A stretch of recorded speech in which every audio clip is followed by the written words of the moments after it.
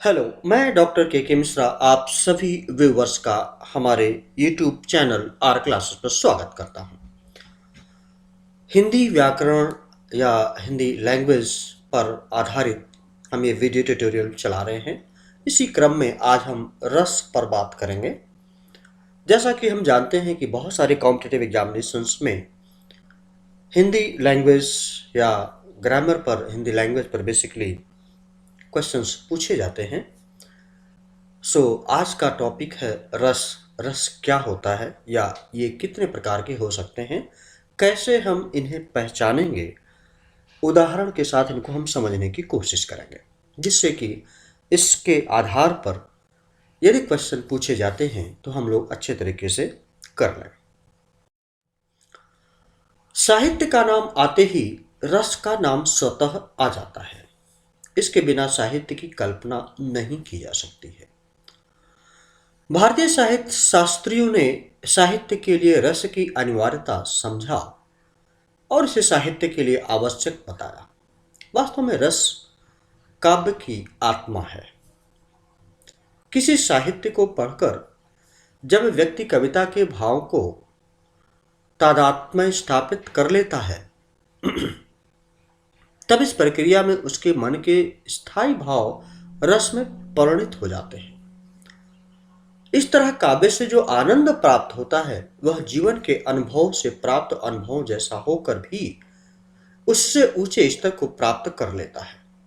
यह आनंद व्यक्तिगत संकीर्णता से अलग होता है।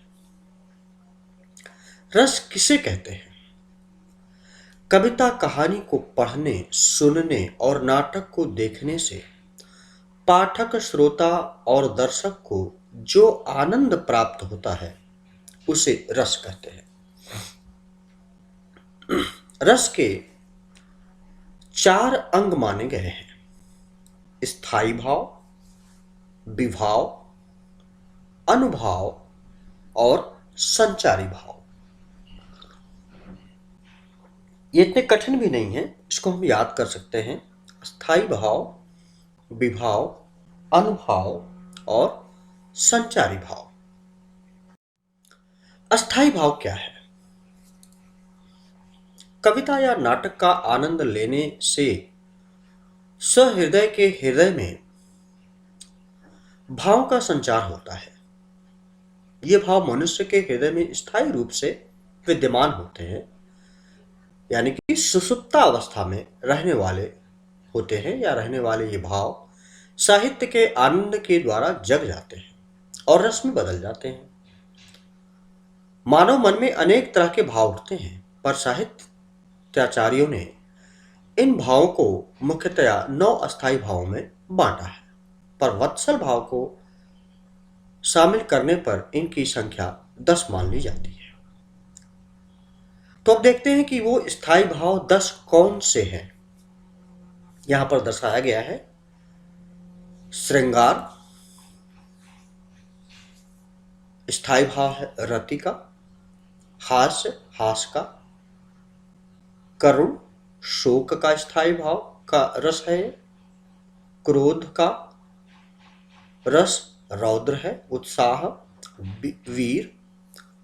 भय भयानक, इसका रस है। जुगुप्सा या घृणा बीभत्स। विस्मय अद्भुत। निर्वेर यानी वैराग्य शांत, इसका रस है। वत्सल वात्सल्य रस इसका है। तो इस तरीके से रतिहास, शोक, क्रोध, उत्साह, भय, घृणा, विस्मय, वैराग्य, वत्सल, ये 10 स्थायी भाव हैं और क्रमशः श्रृंगार, हास्य, करुण, रौद्र, वीर, भयानक, बीभत्स, अद्भुत, शांत और वात्सल ये इनके रस हैं।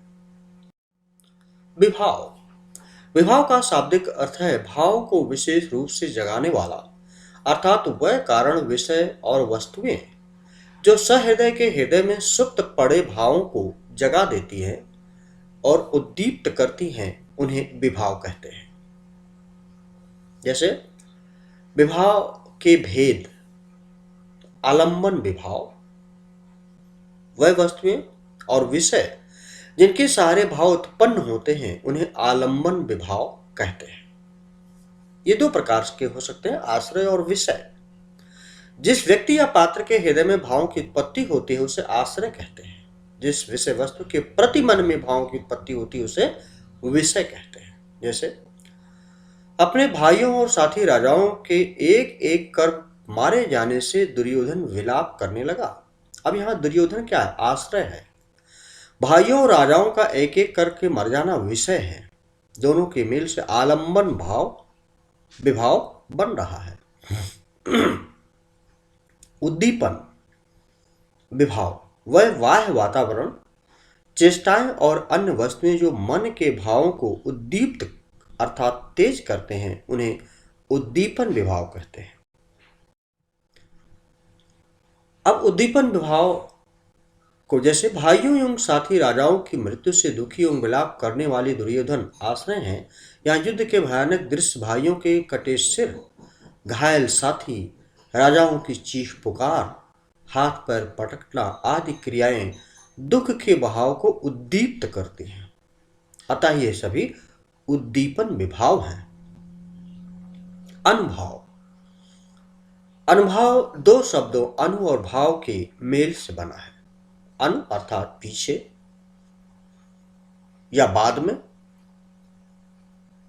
अर्थात आश्रय के मन में पनपने का भाव, और उसकी बाह्य चेष्टाएं अनुभाव कहलाती हैं। जैसे चुटकुला सुनकर हंस पड़ना, तालियां बजाना आदि चेष्टाएं अनुभाव हैं जो बाद में व्यक्त किए जाते। संचारी भाव आश्रय के चित्त में स्थायी भाव के साथ आते जाते रहने वाले जो अन्य भाव आते रहते हैं उन्हें संचारी भाव कहते हैं। इनका दूसरा नाम अस्थिर मनोविकार भी है। चुटकुला सुनने से मन में उत्पन्न खुशी अर्थात तथा दुर्योधन के मन में उठने वाली दुश्चिंता, शोक, मोह आदि संचारी भाव है। संचारी भावों की संख्या 33 मानी गई है या मानी जाती है। संचारी और स्थायी भाव में अंतर। संचारी भाव बनते बिगड़ते रहते हैं जबकि स्थायी भाव अंत तक बने रहते हैं। संचारी भाव अनेक रसों के साथ रह सकता है, इसे व्यभिचारी भाव भी कहा जाता है, जबकि प्रत्येक रस का स्थायी भाव एक ही होता है। अब समझते हैं रस निष्पत्ति। हृदय के स्थायी भाव का जब विभाव अनुभाव संचारी भाव से संयोग होता है अर्थात वो एक दूसरे से मिलजुल जाते हैं तब रस की निष्पत्ति होती है। अर्थात स्थायी भाव प्लस विभाव प्लस अनुभाव प्लस संचारी भाव रस की व्युत्पत्ति है। रस के भेद कई प्रकार के होते हैं, जैसे श्रृंगार रस। श्रृंगार रस का आधार स्त्री पुरुष का सहज आकर्षण है। स्त्री पुरुष में सहज रूप से विद्यमान रति नामक अस्थायी भाव है। विभाव अनुभाव और संचारी भाव के संयोग से आनंद लेने योग्य हो जाता है, तब इसे श्रृंगार रस कहते हैं। अनुभूतियों के आधार पर श्रृंगार रस के दो भेद हो सकते हैं, संयोग श्रृंगार रस, वियोग श्रृंगार रस। संयोग श्रृंगार रस काव्य में या अन्यत्र जब नायक नायिका के मिलन का वर्णन होता है तब वहां संयोग श्रृंगार रस होता है। उदाहरण के लिए वर्षा ऋतु में रात्रि के समय बिजली चमक रही है, बादल बरस रहे हैं, दादुर मोर की आवाज सुनाई देती है, पद्मावती अपने प्रीतम के संग जागती हुई वर्षा का आनंद ले रही है और बादलों की गर्जना सुनकर चौंक कर प्रीतम के सीने से लग जाती है। ये सब संयोग श्रृंगार रस की बात करेंगे। अब संयोग श्रृंगार का वर्णन इस मलिक मोहम्मद जैसी जी के इन पंक्तियों में देखते हैं। पद्मावती चाहत ऋतु पाई, गगन सुहावन भूमि सुहाई, चमक बीज बरसे जग सोना, दादुर मोर सबद सुठिलोना, रंग राती प्रीतम संग जागी, गरजे गगन चौक उर लागी, शीतल बूंद ऊंच चौपारा, हरियर सब दिखाए संसारा। यहाँ स्थायी भाव रति प्रेम है। रानी पद्मावती आश्रय था आलम्बन उनका उसका प्रीतम है। बिजली चमकना, दादुर मोर का बोलना, बादलों का गरजना, उद्दीपन विभाव तथा चौंक कर सीने से लग जाना, डरना संचारी भाव है। वियोग श्रृंगार रस। प्रिय से बिछड़कर वियोगावस्था में दिन बिता रहे नायक नायिका की अवस्था का, जैसे भारतेंदु हरिश्चंद्र जी के शब्दों में, मन मोहन तय बिछुरी जब सो, तन आसुन सौ सदा धोवती हैं। हरिश्चंद्र जू प्रेम के फंद परी, कुल की कुल लाजहीं खोवती हैं। दुख के दिन को भांति बिते, विरहागम रंग सजोवती हैं। हम ही अपनी दशा जाने सखी, निसे सोबती हैं, किधों रोबती हैं। यहाँ स्थायी भाव वही है, रति प्रेम। विरहणी नायिका आश्रय तथा उसका प्रिय मनमोहन आलंबन है। विभाव मिलन के सुखद दिन तथा संचारी भाव पूर्व मिलन की यादें, दुख आदि, जिनके संयोग से वियोग श्रृंगार रस की अनुभूति हो रही है। तो इस तरीके से वियोग श्रृंगार रस हम समझ सकते हैं। यकीन है हमें आपको ये जरूर वीडियो ट्यूटोरियल हमारा पसंद आया होगा, और यदि ये अच्छा लगा आप हमारे YouTube चैनल आर क्लासेस को सब्सक्राइब करना ना भूलें। Thank you very much. Have a nice time. Best of luck.